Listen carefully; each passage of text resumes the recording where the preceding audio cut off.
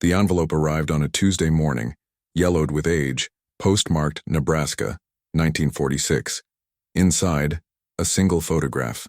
A young woman in worn clothing standing beside a barn, her eyes fixed on something beyond the camera's reach. On the back, faded handwriting read, Hilda, Harvest Season. Annalisa Brandt had heard the stories her entire life, whispered fragments about her mother's time as a prisoner of war on an American farm. But she never believed them, not really, until this letter from a stranger named Willa Hutchins invited her to see the place where it all happened. Annalisa sat in her living room in Milwaukee, the photograph trembling in her hands. Her mother, Hildegard, had passed away 3 years earlier, taking most of her secrets to the grave. The stories she did share were sparse, sanitized, almost mythical. A farm somewhere in the Midwest. Kind people. Hard work under open skies. Nothing that felt concrete. Nothing that explained the distant look in her mother's eyes whenever she spoke of those years, or why she kept a small wooden carving of a wheat stalk hidden in her jewelry box. The letter from Willa was brief, but intimate. She wrote that she had been only 10 years old in 1945, when German prisoners of war arrived at her father's farm to help with the labor shortage. She remembered Hilda vividly, a young woman who spoke broken English and worked harder than anyone else. Willa explained that her father, Vernon Hutchins, had kept meticulous records, photographs, and personal items from that time, all preserved in the farmhouse attic. She thought Annalisa might want to see them before she herself grew too old to maintain the property. Annalisa had spent her entire adult life trying to reconcile her dual identity. Born in Germany in 1958, she had emigrated with her mother to Milwaukee when she was only 3 years old. Her memories of Germany were non-existent, replaced by an American childhood that always felt slightly off-kilter. At school, she was the girl with the strange accent at home, the one whose mother packed dark rye bread instead of Wonder Bread, who celebrated Christmas on Christmas Eve instead of Christmas morning. Her mother spoke German exclusively at home, a stubborn refusal to fully assimilate that Annalisa resented as a teenager, but came to understand as an adult. But Hilda never explained why she left Germany, why she chose America, why Milwaukee specifically. She deflected questions with vague answers about wanting a fresh start, about opportunities in the new world. She never spoke about Annalisa's father, and Annalisa had learned early not to ask. The few times she pressed, Hilda's face would close like a door slamming shut, and the conversation would end. After Hilda's death, Annalisa had found a small metal box hidden in the back of her mother's closet. Inside were documents, immigration papers, naturalization certificates, a worn German military identification card that identified Hildegard Brandt as a member of the Nachrichtenhelferinnen, the German Auxiliary Communications Corps. There was also that wooden carving of a wheat stalk, smooth from years of handling, and a faded photograph of a young Hilda standing in front of a barn that looked nothing like any building in Germany. Annalisa had stared at that photograph for hours, trying to understand. Her mother had been in the military. Her mother had been a prisoner of war. Her mother had been in America during the war, not after. The timeline she had always believed was a lie, or at least incomplete. She had wanted to investigate further, but grief and confusion had paralyzed her. The box went into her own closet, the questions unanswered, until this letter from Willa Hutchins. Annalisa booked a flight to Omaha the next day. She told her husband she needed closure, needed to understand her mother's past. He supported her, though he couldn't quite grasp why it mattered so much. But Annalisa felt it in her bones. This trip was necessary, essential, the key to unlocking not just her mother's story but her own identity. The drive from the airport to the small town of Chadron took hours, the landscape flattening into endless fields of corn and wheat, punctuated by lonely farmhouses and grain silos that pierced the horizon. She had never been to Nebraska, never imagined her mother in a place so vast and empty. Hilda had always been a city person in America, working as a seamstress in Milwaukee, speaking German at home, attending the Lutheran church on Sundays. This rural expanse felt alien, impossible. As she drove, Annalise thought about the research she had done in the weeks after receiving Willa's letter. She had discovered that thousands of German prisoners of war had been held in camps across the United States during World War II, many of them put to work on farms suffering from labor shortages. The program was controversial but pragmatic. American men were overseas fighting, and crops needed harvesting. The Geneva Convention allowed prisoner labor as long as they were treated humanely, paid a small wage, and not forced into military production. Most of the prisoners were men, soldiers captured in North Africa and Europe, but there were also women, members of the auxiliary corps who had served in communications, logistics, and support roles. These women were fewer in number and their stories largely forgotten, overshadowed by the narratives of male soldiers. Annalisa found scattered references in historical archives, a few academic papers, but nothing substantial. Her mother's experience had been erased from history, reduced to a footnote. The Hutchins farm appeared suddenly, a cluster of weathered buildings at the end of a gravel road. The main house was a two-story structure with peeling white paint, surrounded by barns, silos, and equipment sheds that looked like they hadn't been updated since the war. Annalisa parked her rental car and sat for a moment, her heart pounding. This was real. Her mother had been here. She had walked this ground, breathed this air, worked these fields. Willa Hutchins emerged from the house before Annalisa could knock. She was a small woman with silver hair pulled into a bun, her face deeply lined but her eyes sharp and warm. She smiled and extended a hand. "You look just like her," Willa said. "Same cheekbones, same serious expression. Come in, dear. I've been waiting for you." Inside, the house smelled of old wood and lavender. Willa led Annalisa through a cluttered living room filled with antique furniture and family photographs, up a narrow staircase to the attic. Dust motes swirled in the afternoon light filtering through a small window. Cardboard boxes lined the walls, each labeled in careful handwriting. Farm records, 1943, 1947, POW program, personal effects. Willa pulled out a wooden crate and set it on an old trunk. "My father was a meticulous man," she said. "He documented everything. The government required it, of course, but he went beyond that. He believed these people deserved to be remembered as individuals, not just numbers." She opened the crate and began removing items. Ledgers, photographs, letters, a folded military jacket with a POW patch. Annalisa's breath caught when Willa handed her a ledger open to a page dated April 1945. There, in neat columns, were names, dates, and work assignments. Halfway down the page, Brant Hildegard, age 23, Auxiliary Corps, assigned to dairy and field work, arrived April 12, 1945. The handwriting made it real in a way the stories never had.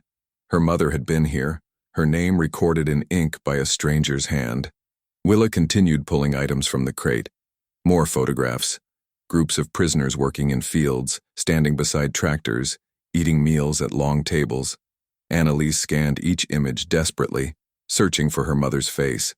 Then Willa handed her a photograph that stopped her cold. A young woman, thin and exhausted, standing in front of a chicken coop. She wore overalls too large for her frame, her dark hair pulled back, her expression guarded but not hostile.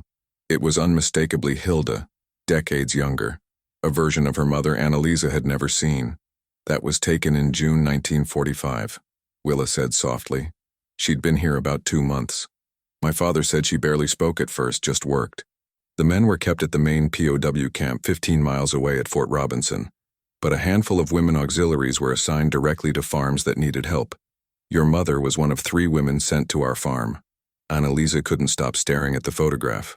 Her mother looked so young, so vulnerable. She had never seen Hilda like this, stripped of the armor she wore in later life. "What was she like?" Annalisa asked, her voice barely above a whisper. Willa settled onto the trunk, her eyes distant with memory. Proud, stubborn, terrified, though she tried to hide it. The war had just ended in Europe that May, and nobody knew what would happen to the German prisoners. Some thought they'd be sent back to Europe for trials. Others feared worse. "Your mother worked from dawn until dusk, never complained, never asked for anything. My father respected that. He made sure she had enough to eat, a decent place to sleep in the barn loft, warm clothes when winter came. She slept in a barn." Annalisa's voice cracked. Her mother had never mentioned that detail. "The barn loft was converted into quarters for the POWs, Willa explained. It wasn't luxurious, but my father insulated it, added a wood stove, made it as comfortable as he could. The 3 women had their own section, separated from where the men would have stayed if any had been assigned here. Some farms treated their prisoners poorly, worked them like animals, but not here. My father believed in dignity. even for enemies. He'd lost his brother at Normandy, so he had every reason to hate Germans, but he didn't. He said hate was a waste of energy better spent on farming. Willa reached into the crate again and pulled out a small bundle wrapped in faded cloth. She handed it to Annalisa. "Your mother made this. My father kept it all these years." Annalisa unwrapped the cloth carefully. Inside was a wooden carving, a small bird perched on a branch, intricate and delicate. It was nearly identical to the wheat stalk carving her mother had kept hidden.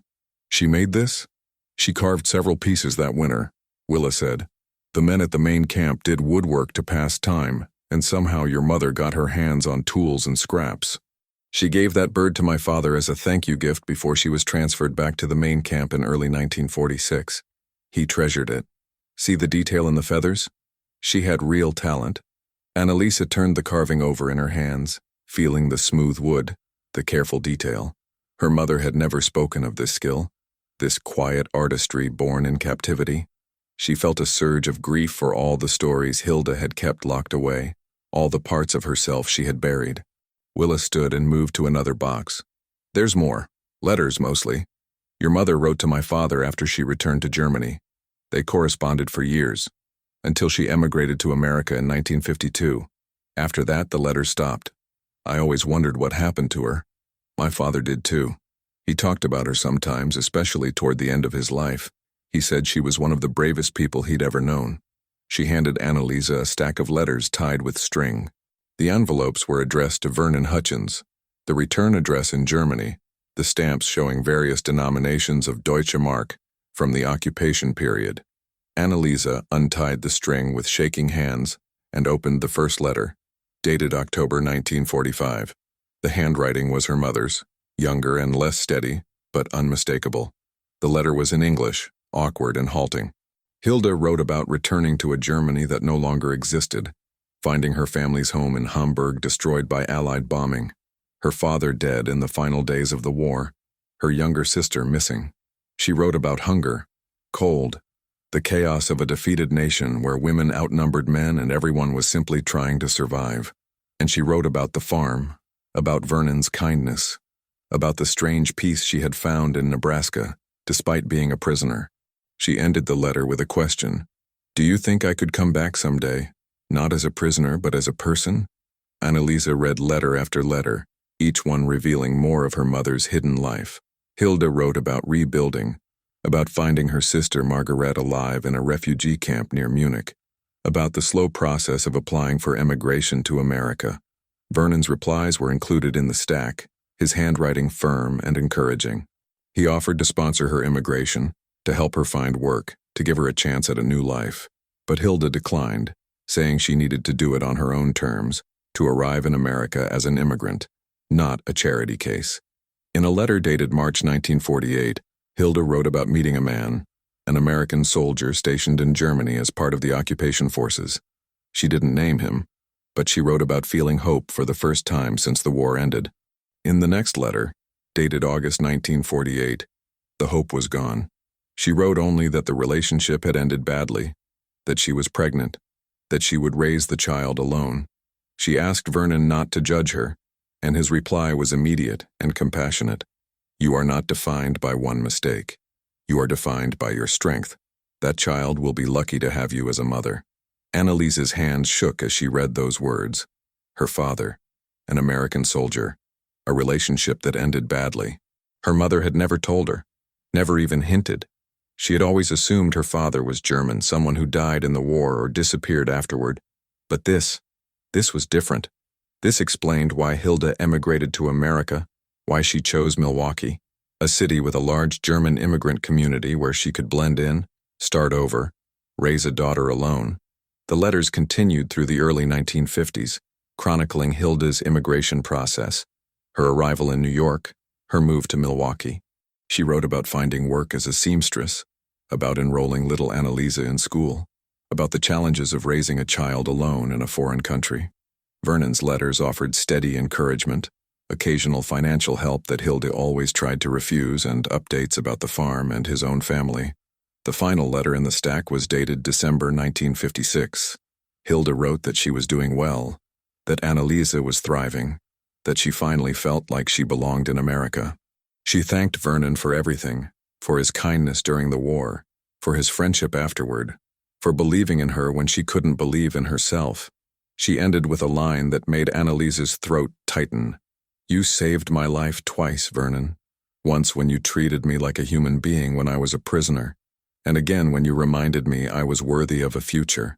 I will never forget that." By the time Annalisa finished reading, tears streamed down her face.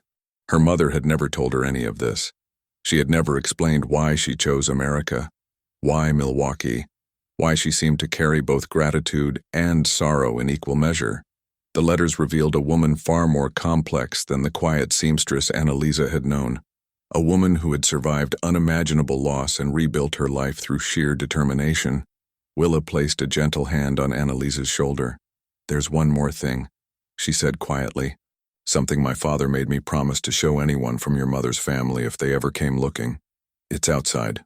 They descended the stairs and walked out into the afternoon heat. Willa led Annalisa past the barns to a small grove of cottonwood trees at the edge of the property. There, beneath the largest tree, was a simple wooden bench and a small stone marker embedded in the ground. Annalisa approached slowly, her legs weak. The marker was engraved with names, dozens of them, arranged in neat rows. At the top it read, "In memory of those who worked this land, 1945-1946. Prisoners, yes, but also human." Annalisa scanned the names until she found it. Brandt, Hildegard. Below her name were two others she didn't recognize. Schreiber, Elsa, and Zimmerman, Greta, the other two women who had worked the farm. Her knees buckled. Willa caught her arm, steadying her. "My father had this made in 1960, Willa explained. "He wanted to honor them to make sure they weren't forgotten. Some people in town thought he was crazy memorializing enemy soldiers, but he didn't care. He said they'd earned it with their sweat and their humanity. He invited all the former prisoners to the dedication, sent letters to their last known addresses. None of them came, but your mother sent a telegram. Just 2 words. Thank you." Annalisa sank onto the bench, her body shaking with sobs she couldn't control. All her life she had struggled with her identity, caught between her German heritage and her American upbringing. Her mother had rarely spoken of the war, of Germany, of how she came to America. Annalisa had assumed shame, a desire to forget a painful past. But this memorial, this simple stone marker, told a different story. Her mother had been seen, valued, remembered by people who had every reason to hate her. Willa sat beside her, saying nothing, letting Annalisa grieve and process. After a long while, Annalisa wiped her eyes and looked at the older woman. "Tell me more," she said. "Tell me everything you remember about her. I need to know." Willa nodded and settled back on the bench. "I was 10 years old when she arrived. I'd never met anyone from Germany before, never heard German spoken. My mother was nervous about having prisoners on the farm, worried they might be dangerous, but my father insisted. He needed the help, and he believed in giving people a chance." She paused, gathering her memories. "Your mother arrived in April with the other 2 women.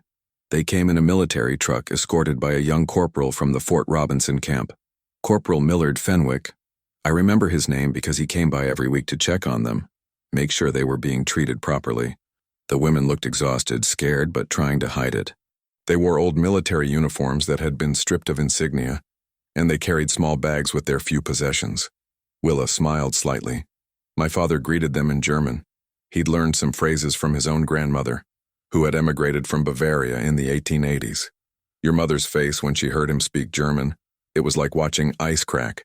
She didn't smile, but something in her eyes softened. He told them they would work hard but be treated fairly, that they would eat the same food as our family, that they would be safe here." Annalise listened, hungry for every detail. "What kind of work did she do?" "Everything," Willa said. "Dairy work mostly, milking cows, cleaning the barn, feeding the animals, but also field work when needed, planting, weeding, harvesting. My mother taught them to can vegetables, make butter, preserve meat. Your mother was quick to learn, never needed to be shown something twice. Elsa and Greta were good workers too, but your mother, she had this intensity about her. Like if she stopped working, stopped moving, she might fall apart." Willa stood and gestured toward the barn. Come, I'll show you where they lived. They walked to the largest barn, its red paint faded to a dull rust. Inside, it smelled of old hay and machine oil. Willa led Annalisa up a wooden ladder to the loft. The space was large and open, with small windows at each end letting in dusty light. In one corner, a wood stove sat cold and unused. Along the walls, 3 narrow beds remained, their mattresses long since removed. This was their space, Willa said. My father partitioned it off from the rest of the loft for privacy. They had the stove for heat, a basin for washing, a small shelf for their belongings. It wasn't much, but it was clean and dry. My mother brought them quilts, extra blankets, a lamp so they could read at night. Annalisa walked to one of the beds, running her hand along the wooden frame. Her mother had slept here in this barn, far from home, a prisoner in a foreign land. She tried to imagine what Hilda had felt, lying here in the darkness, listening to the sounds of an American farm, wondering if she would ever see Germany again. Did she talk about her life before the war? Annalisa asked. Not much at first, Willa said. But over time she opened up a little. She told my mother she'd grown up in Hamburg, that her father was a school teacher, that she'd wanted to be a nurse, but the war changed everything. She was recruited into the Auxiliary Corps in 1943, assigned to communications work. She said she never fired a weapon, never hurt anyone, but she still felt guilty for being part of it all. Willa moved to the window, looking out over the fields. I remember one evening in late summer I was up here bringing them fresh water. Your mother was sitting on her bed carving that bird. I asked her what she was making, and she said it was a gift for my father to thank him for his kindness. I asked why she chose a bird, and she said because birds can fly away, can cross borders without permission, can go home. She said she envied them. Annalisa felt tears prick her eyes again. Did she ever talk about wanting to go home? All the time at first, Willa said. But as the months passed, I think she realized there was no home to go back to. Germany was destroyed. Her family was gone or scattered.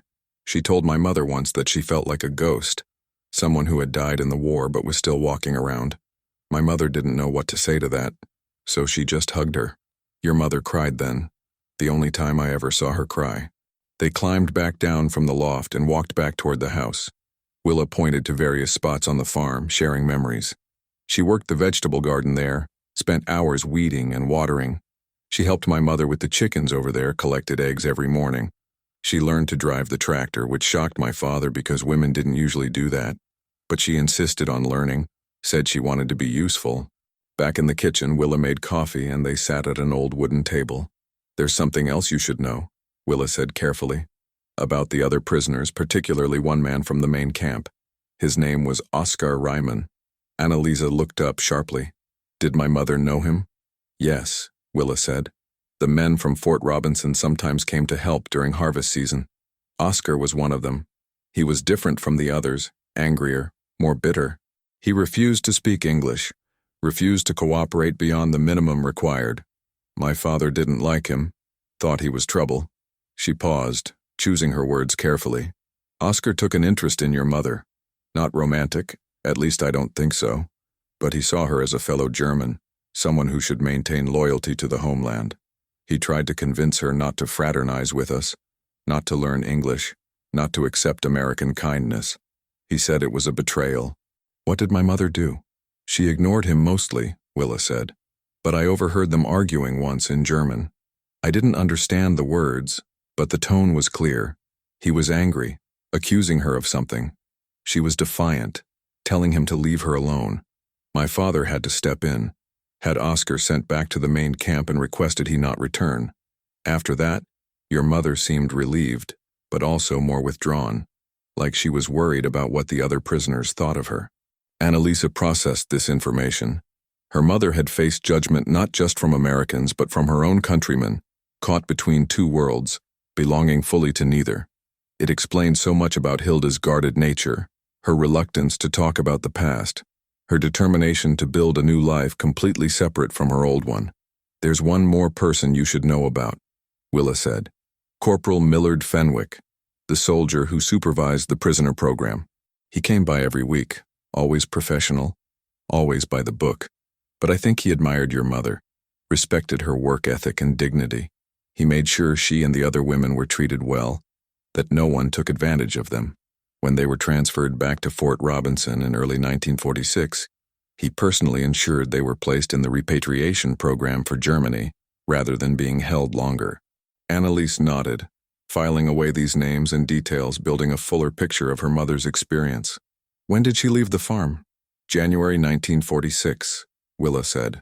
The war had been over for months, and the government was starting to send prisoners home. Your mother and the other 2 women were transferred back to Fort Robinson to await transport to Germany. My father drove them to the camp himself. He said your mother didn't look back at the farm, just stared straight ahead. But before she got in the truck, she handed him that wooden bird and said in English, "You are good man, Mr. Hutchins. I will not forget." Those were the most words I'd ever heard her speak in English. Willa's eyes grew misty. My father came home that day and told my mother he felt like he'd lost a daughter. He said he'd grown to care about those women, about your mother especially, and he hoped they would find peace in their lives. That's when he started keeping all the records, all the photographs, everything. He said their stories mattered, that they shouldn't be erased just because they were on the losing side. They sat in silence for a while, drinking coffee, the weight of history pressing down on them. Finally, Willa stood and retrieved one more item from a drawer, a small notebook with a worn leather cover. This is my father's journal from that year. I think you should have it. He wrote about your mother quite a bit. Annalisa took the journal reverently. She opened it to a random page, dated July 1945. Vernon's handwriting filled the page. Hilda worked 16 hours today, refused to stop even when I told her she could rest. She has a haunted look in her eyes like she's running from something. I wish I could tell her she's safe here, that no one will hurt her, but I don't think she'd believe me. Trust is a luxury she can't afford.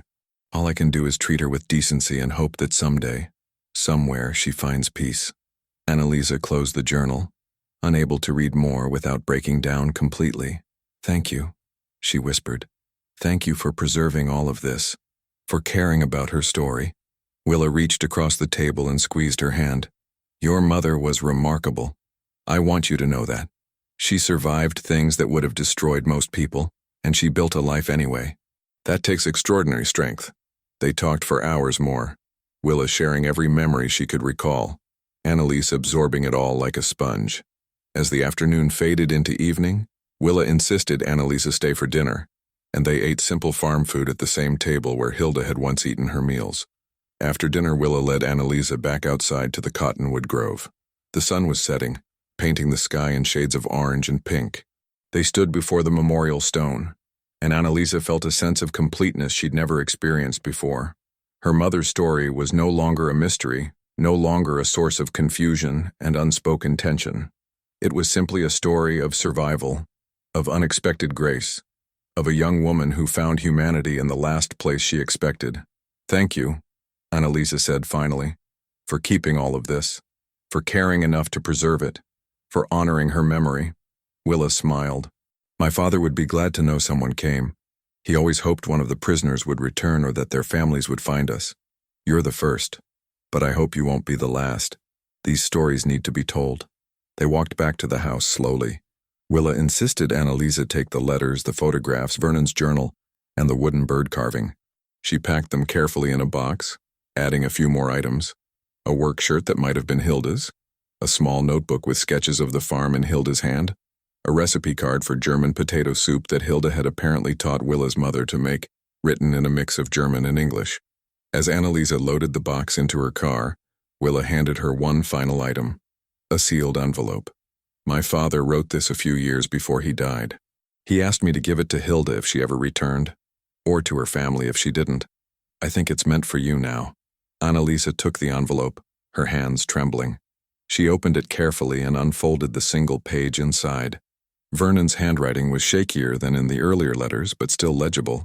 The letter was dated March 1989. Vernon wrote about his memories of Hilda, about her quiet strength and resilience. He wrote about the strange friendship that developed between them despite the circumstances, about how she had changed his understanding of the war and of the so-called enemy.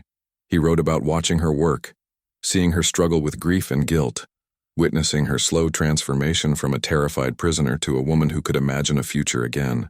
He ended with a paragraph that made Annalisa's throat tighten. If Hilda's daughter is reading this, know that your mother was one of the finest people I ever met. She taught me that dignity and humanity don't belong to one side or another in a war. They belong to individuals who choose to hold on to them even when everything else is stripped away. She made this farm better by being here, and she made me a better man.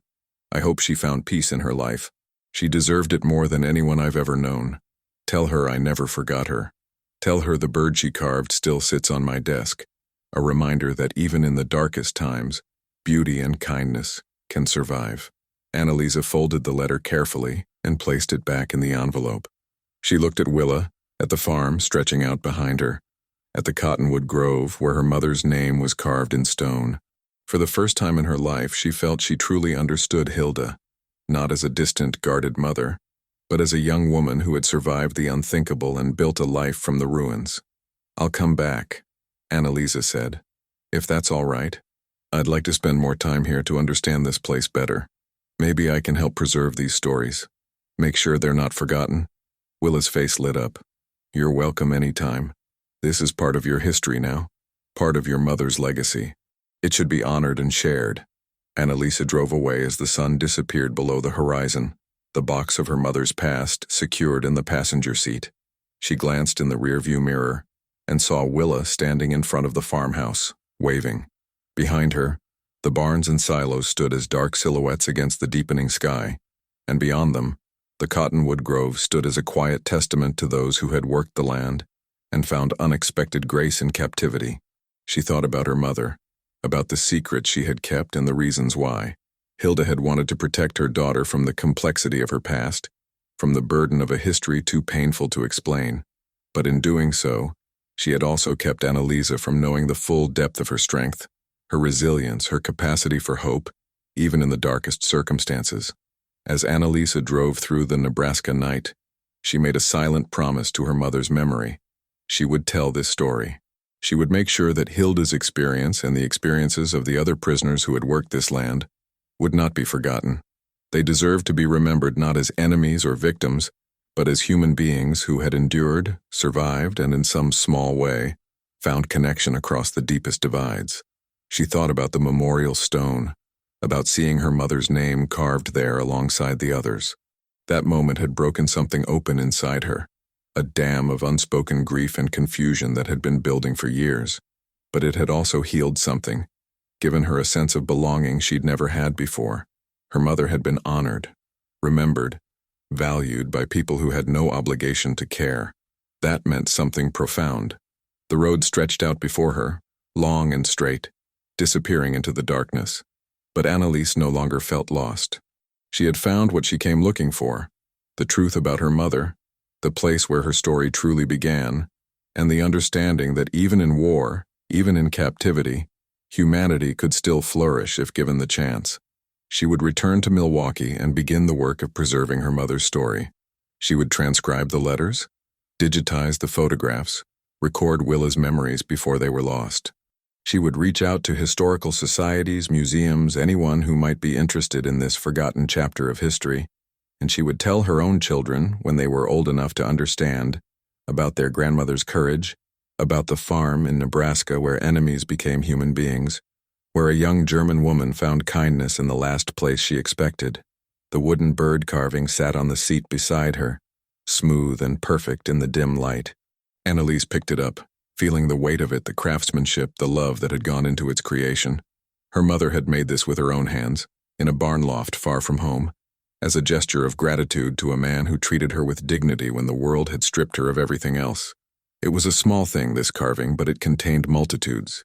It was proof that beauty could emerge from suffering, that connection could form across impossible divides, that hope could survive even in captivity. It was her mother's legacy, more valuable than any inheritance, more meaningful than any words. Annalisa pressed the carving to her chest and let herself cry, not with grief but with gratitude.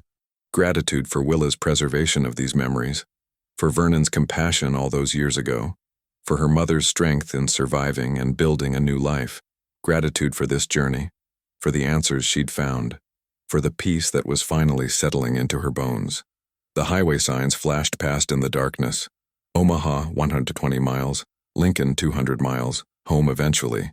But Annalisa knew that part of her would always remain here, in this corner of Nebraska.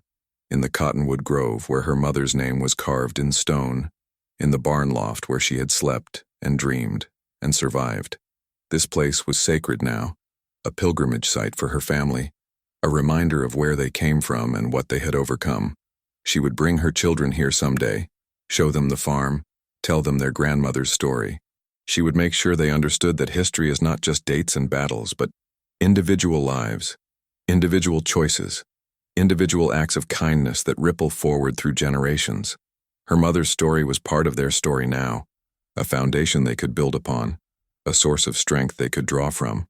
As the miles passed, Annalise felt her mother's presence more strongly than she had since Hilda's death. Not as a ghost, but as a living memory, a guiding force, a reminder of what it means to endure. She understood now why Hilda had been so private, so guarded. The pain of her past was too immense to share casually, too complex to explain to a child. But she had carried it anyway, had built a life despite it, had raised a daughter with love and determination. That was the real story, Annalisa realized. Not the captivity itself, but what came after. The choice to keep living, to keep hoping, to keep building when everything had been destroyed. That was her mother's true legacy, and it was one Annalisa would honor for the rest of her life. The wooden bird sat on the seat beside her, a silent companion on the journey home, and somewhere in the Nebraska darkness behind her, a memorial stone stood beneath cottonwood trees, bearing her mother's name, ensuring she would never be forgotten. If you enjoyed this story and want to hear more incredible true tales from history, please subscribe to our channel, hit the like button, and leave a comment sharing your thoughts or your own family stories. Your support helps us continue bringing these forgotten narratives to light, ensuring that the voices of the past are never silenced.